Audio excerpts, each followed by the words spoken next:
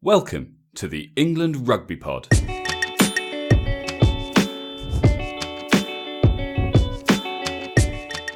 Thanks for downloading episode 52. England have just taken on Argentina. We were there to see it. It wasn't the most exciting game, but a win's a win. You're listening to the England Rugby Pod, the rugby podcast that believes England will win the World Cup in 2019. Hi guys, as promised, we are coming to you today to talk about the weekend's game. I'm joined by Dan. We've both recovered now. We were there, as we mentioned once or twice. Hi mate. Hey Andy, how you doing? Good. I was a little worse for wear yesterday, so I'm glad we didn't attempt to do this then. But it was a good day. It was a good day out. You know, the rugby probably wasn't quite as exciting as we would have liked, but when you go to Twickenham, it's always less about the rugby. That's obviously you want to get a result at the end of the day. But we were sitting behind the post, so at one end of the pitch we could see everything. At the other end, we couldn't really see anything. Yeah, and it's because it was such an awesome day, like amazing to catch up with everyone. It actually made me believe the game was better. It wasn't until I rewatched it, but I realised actually that wasn't a great performance. It was just a little bit lacklustre, wasn't it? I mean, it never really felt like England weren't going to win the game. I thought Argentina were very poor, having watched it back. But England. I mean, you might argue they did what they needed to do. I mean, Dylan Hartley kind of made a good point when he said, "Look, this is the first time we've come back together. This is the beginning of our international season. There's a lot of work to do. There always is in his mind, which I quite like about him. But there's no question, big improvements needed. I got a lot of the basics right. There wasn't anything very exciting. It didn't feel very Eddie Jones England-esque to me, and there were errors. I mean, the kicking game was pretty abysmal. We just seemed to kick possession away all day long. Every time we had the ball, it was like, oh, you kick it back to them and let them have another crack. We were quite fortunate, I think, that they were having such a bad day, particularly with the boot, because if they'd kicked their kicks, it would have been a far closer game, which wouldn't have been much fun. Well, in theory, they would have won if they'd gotten them all, but I don't think that would have happened because I think the game would have taken a different turn. But what worried me a bit is there was a lot of chat before, not specifically for this game, but there was a lot of chat before about Eddie Jones saying, like, making the players uncomfortable so they can adapt in games, they can make smart decisions in games. And it seemed that plan A, which was clearly fast and furious game plan, didn't work. I mean, Argentina weren't great, but they did slow it down. Yeah. And after that, we just didn't seem to have the answer for how we were going to break them down. And that worried me a little bit. I mean, fair enough, we were missing perhaps some sort of key focus players, but I don't feel we adapted as well as we could have and should have. Sort of reminiscent of the Italy game when they did that bloody ridiculous what would now be offside at the ruck, but then wasn't, and we just didn't seem to have the answer, and that's a slight concern for me. I must admit. I agree. I think it's we said at the time with the Italy thing, it's a leadership thing. You need leaders in the team that are going to just take charge and say, "Come on, this is what we're going to do." And there was a lot of question marks over Dylan Hartley. Now, obviously, Dylan was there on Saturday, so there was leadership, and it seems to be that one of the kind of the key benefits that he brings to the England side is supposed to be his leadership. So I guess you can't, you can't make excuses around that. But they were missing two, not just key players in terms of how good they are, but leaders, in Maro Itoje and Owen Farrell, and two guys who I think in situations where the game plan isn't quite going the way you want it to, they're two guys that have the ability to sort of turn things around and to make a decision and to kind of adjust the direction that the game's going in from an England point of view. So I think we probably missed them more than we realised. I think definitely on Saturday.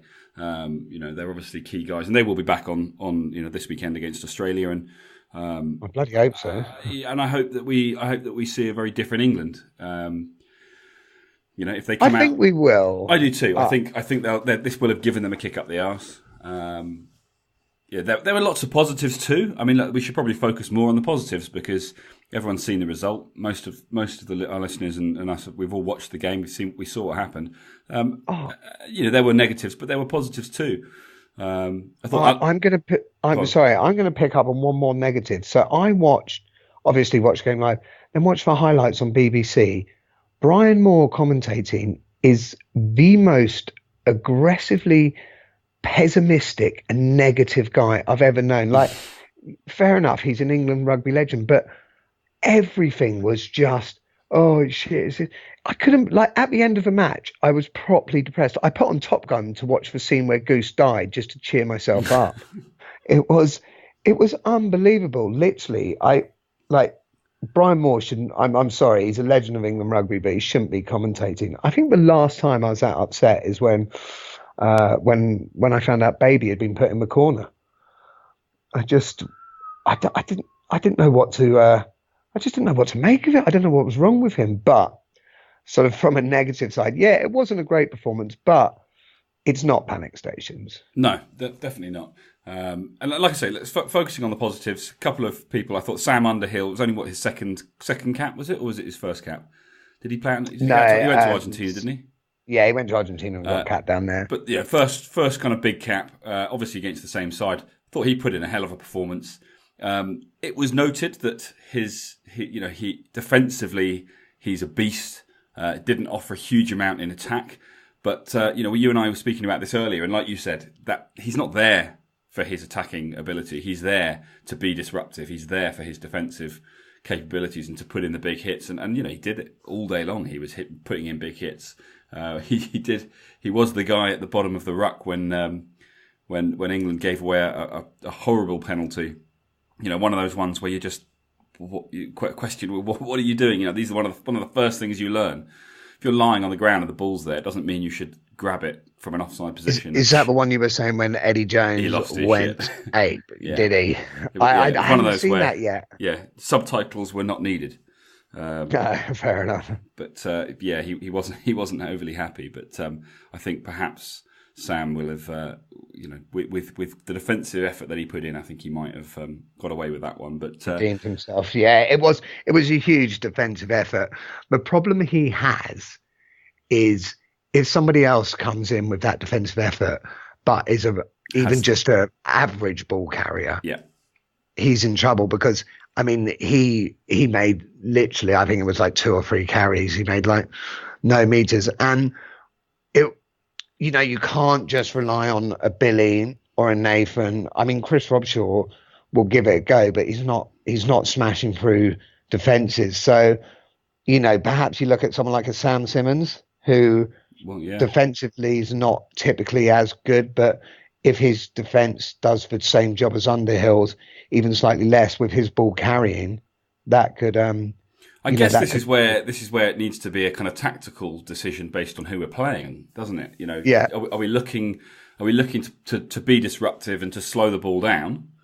In which case, a big defensive effort could be the key, or are we looking to just pile on the pressure and speed the game up? Which I think, under normal circumstances, is probably the way that England would prefer to play. It's certainly the way we'd prefer to watch them play. So it's a difficult one to know exactly what the solution is. But the guy definitely has a future in the England setup. And he was brilliant. I'm not taking away from his performance. Hell of a performance, but he's hard as nails, isn't he? He's just ridiculously tough. Like, he'll just put his body anywhere. He doesn't care. No, and more often than not, you say that like he's just almost dangerous, but actually more often than not, he's got the best position to make the tackles of anybody. He always finds himself in the right place to put in the big hits, and you have to be in the right position to put in the big hits. Anyone can kind of just fall with their head in the wrong place and make a bit of a mess of things. But he seems to find himself in exactly the right place in order to really drive through the tackle and put in the big hit and cause that disruption. A lot of players look at defence as you have to tackle around the body to try and prevent the offload.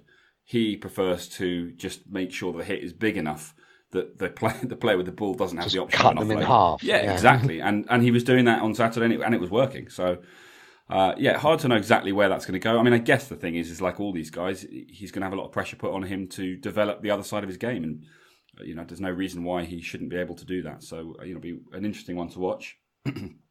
Yeah, I think he's earned his place for next Saturday. I'd be very surprised if he's not playing again. And Eddie Jones gave him a good review. Speaking of sort of relative newcomers, and this is such a shame, Henry Slade didn't have a good game. Nope. And that's such a shame because he's been so awesome all year for Exeter. And I don't know if, like, firstly, if you've got Owen Farrell's shirt, you're screwed anyway, because you're not going to live up to that. But he should have been better. Yeah, I mean, I'm not sure. I think that Eddie rested Owen in order to look at Slade and JJ kind of at the same time, with a view to who does he want to play 13.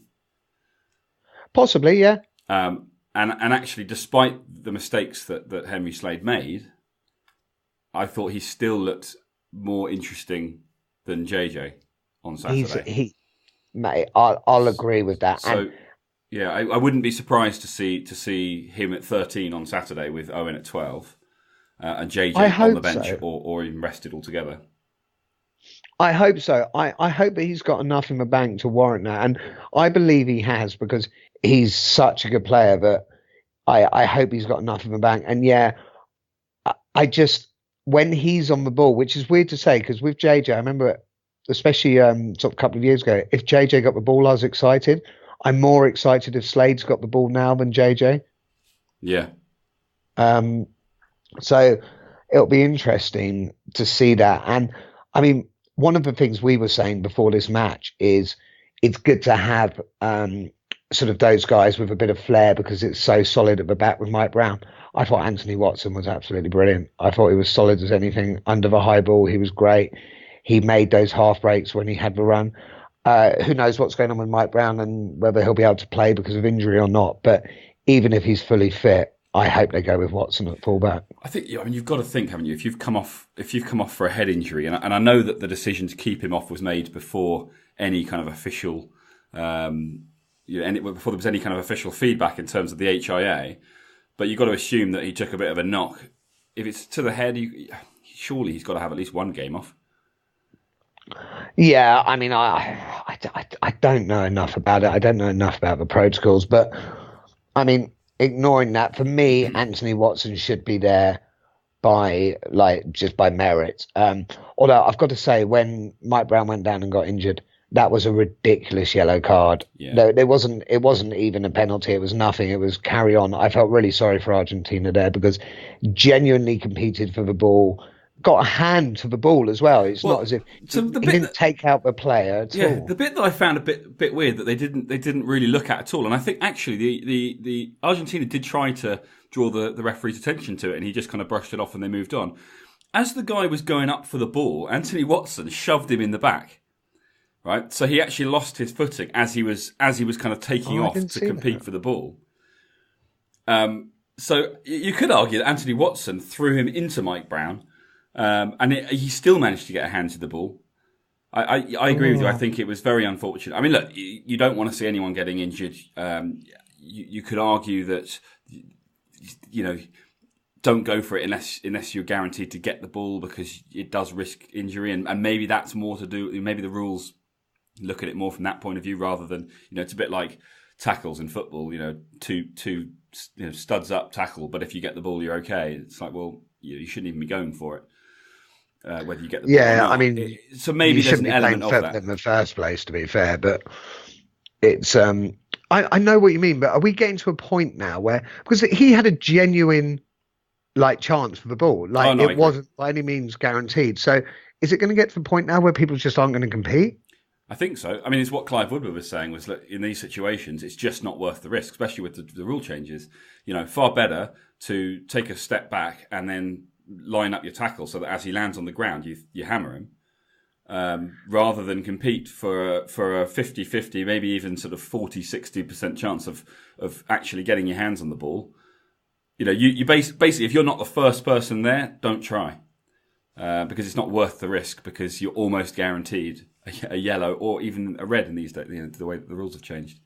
Yeah, I don't like that. No, I guess though it's just because I guess it can result in a very boring, very negative kind of kicking game. But I guess that's also about the quality of the kicking. Like that, the kicks are too long if that's the case. Well, you might as well kick them long now if you're not going to compete. Oh no, but what I mean is they're not long. They're just not quite short enough. So it's, do you know what I mean? Like if the perfect kick enables the chasing player to get there first or to get there at the same time at least. Whereas what we're tending to see in situations like that, Mike Brown was under the ball. Mike Brown was jumping for the ball. The guy was coming in at full pace and timed it so that he jumped for the ball as well. Just got a hand to it, which you would then sort of argue, well, does that mean therefore he was competing and it's okay? And I think we both agree that is, he shouldn't have been a yellow card. It wasn't even a foul. Like it wasn't a penalty or anything. It was in my head that was a completely fair compete. He didn't in any way do anything malicious. He didn't take Mike Brown out. They bumped into each other and Mike Brown fell awkwardly, as you could do in a tackle. That's in my head. Like what was interesting, actually, and you saw it on the TV, but obviously we were there, is that ordinarily in these situations the crowd goes nuts. It's kind of screaming for blood. And actually, the whole of Twickenham was pretty quiet throughout that whole thing, and everyone just assumed it was just one of those unfortunate things, and the game would continue. So I think most of Twickenham, most of the England fans at Twickenham, were quite surprised to see the yellow card, and there were quite a lot of boos after that result. So yeah, I think most people would agree that yellow card was probably a little punchy. Yeah, I think it was unfair. So.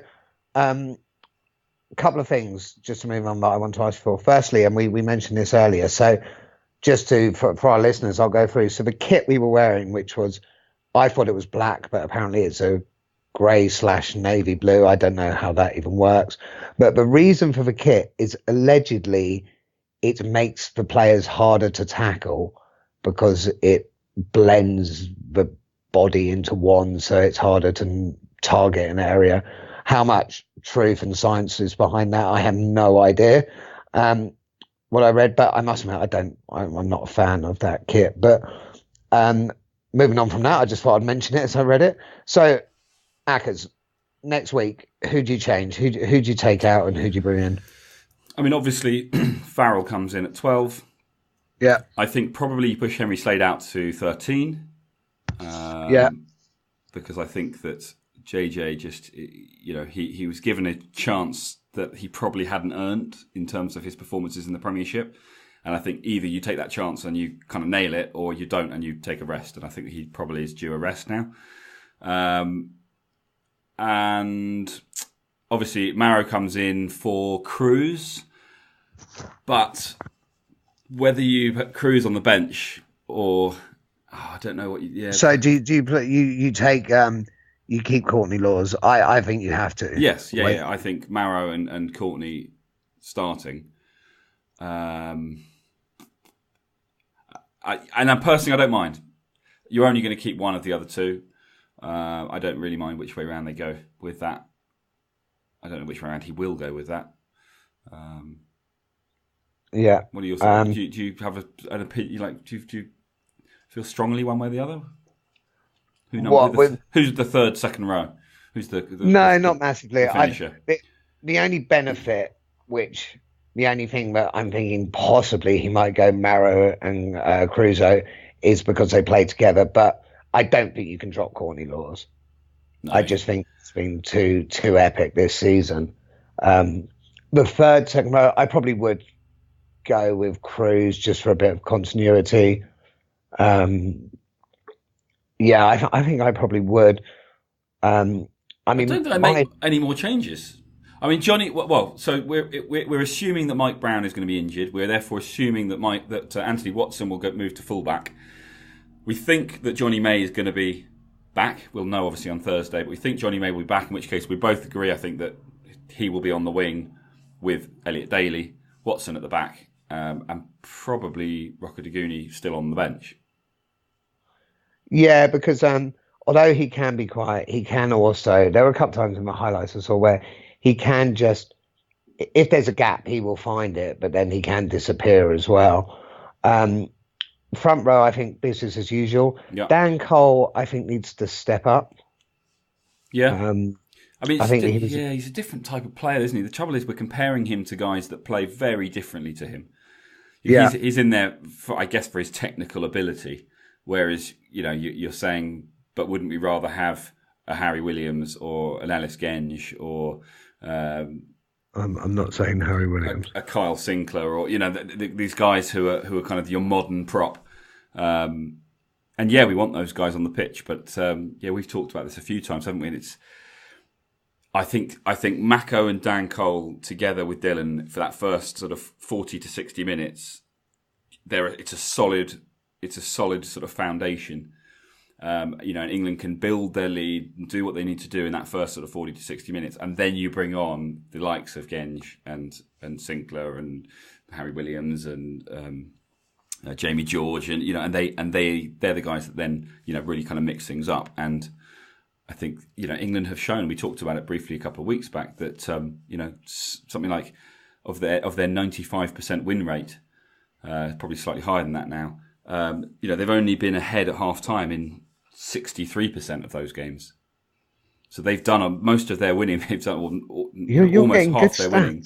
They've done in the second half, and that's massively down to the quality of the bench coming on when the opposition are tired and just providing that impact. And I just think you're not going to get that impact from having a Mako, Hartley, Cole bench isn't going to give you that impact in the same way. So I think he's got it the right way around. Not going to comment right now on what that means for 2019. I was going to say, I asked you this question earlier, but I'm going to ask you for the sake of a pod and for the sake of listeners. So if perhaps we didn't adapt as well as we could have, how much is the Hartley captain factor? How much in the bank does that have to keep Jamie George out?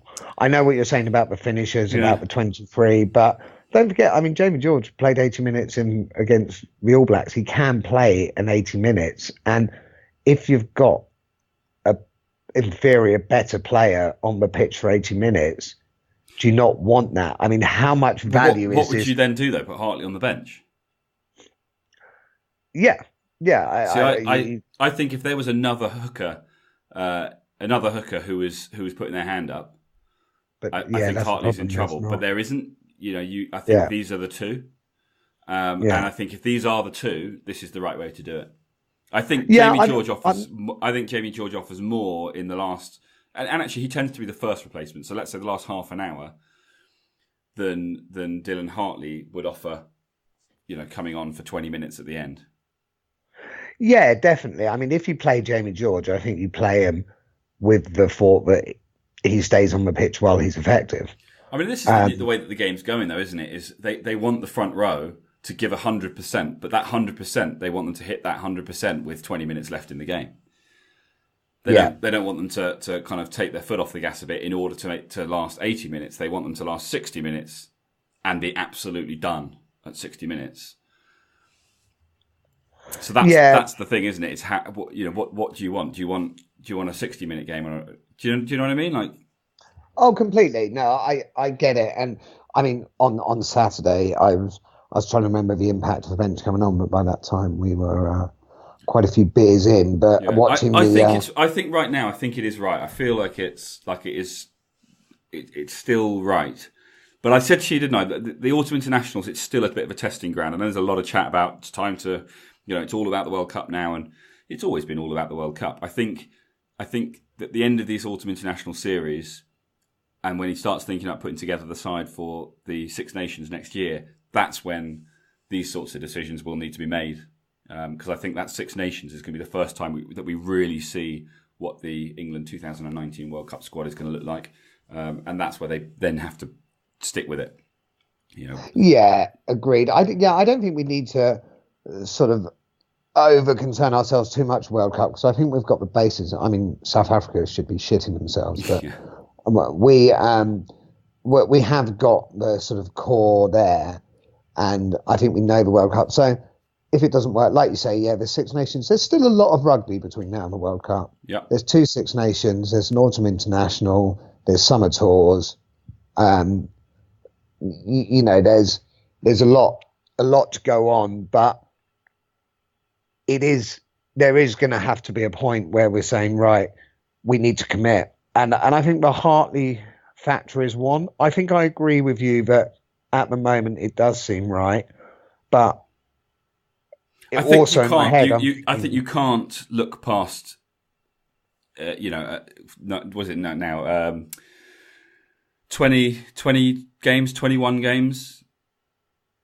Unbeaten. I mean, obviously not unbeaten, but you know they had the loss to 20 Ireland. out of 21, yeah. 20 out of 21 under Eddie Jones, and you know under Eddie Jones also is under Dylan Hartley, and I think you have to say that there's something in that. He is a good leader. He absolutely, and I think absolutely. I think it's difficult because when they put in a bit of a lackluster performance like they did on Saturday, you immediately say, "Well, what's he offering?" You know, couldn't get the team going, and yeah, I'm not trying to slag off Hartley because I don't think he had a bad game. Yeah, he's not the best. He's not the best hooker in England. We know that. So you're right. There is something else that he brings, and that's the reason why he's where he is.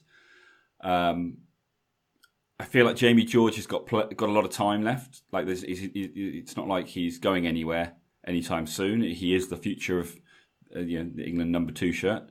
I think there's probably still a lot he can learn from Dylan Hartley. So right now, I think I'm okay with it.